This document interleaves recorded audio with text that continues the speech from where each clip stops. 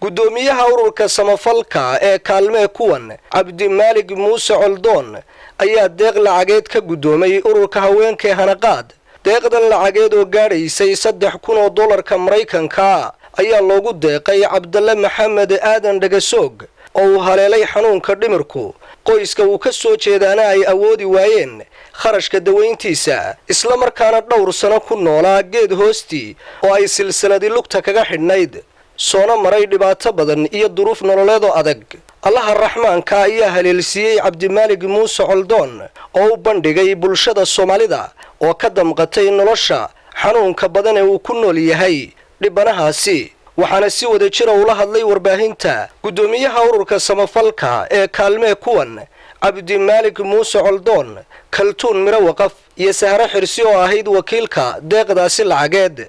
maanta ay taariikhdu tahay 5 bisha 8 2016 waxaanu ku suganahay aqalkii kiradaha Cabdalle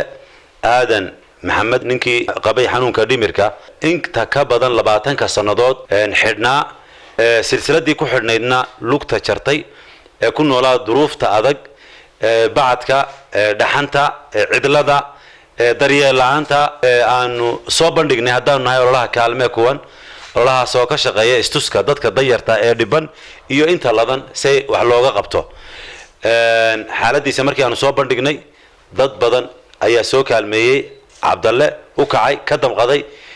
u gurmaday munaasabadan maanta aanu joogno oo aanu aqalkiisii joogno oo isagiina aanu ka dareemayna caafimaad ilaahay mahadiya waa munaasabad lacag wareejina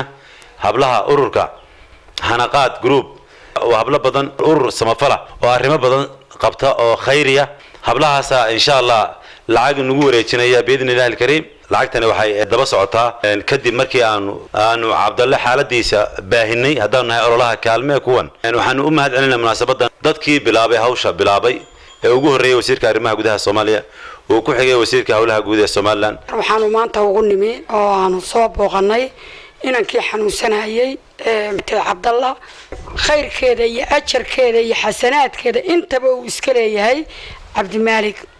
ilaahay ha barakeeyo cabdimaalig hablaha hanaqaad group waa hablo jooga haday qurbaha tahay haday dalka gudihiisa tahay una badan qurbaha Yurub iyo America iyaga isku tashaday iyaga damcaynay umadooda iyo dadkooda iyo muslimiinta baahan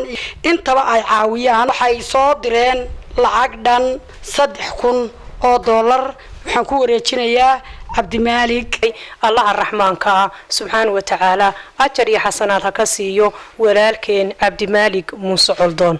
kaasoo aanu Cabdalle kaliya ku koobnayn ee ilaahay subhanahu wa ta'ala uu soo diray muslimiin badan oo jilicsan oo uu ku baahiyo daafaha dunida ururka samafalka ee ololaha kaalmee kuwan ayaa u taagan isku xidhka dadka danyarta ee dhibaataysan iyo bulshada inteeda kale إلهي أيها قرآن كريم كاكويري وتعاونوا على البر والتقوى ولا تعاونوا على الإثم والعدوان علي داير محمد بوس تي فيغا يونيفرسال برو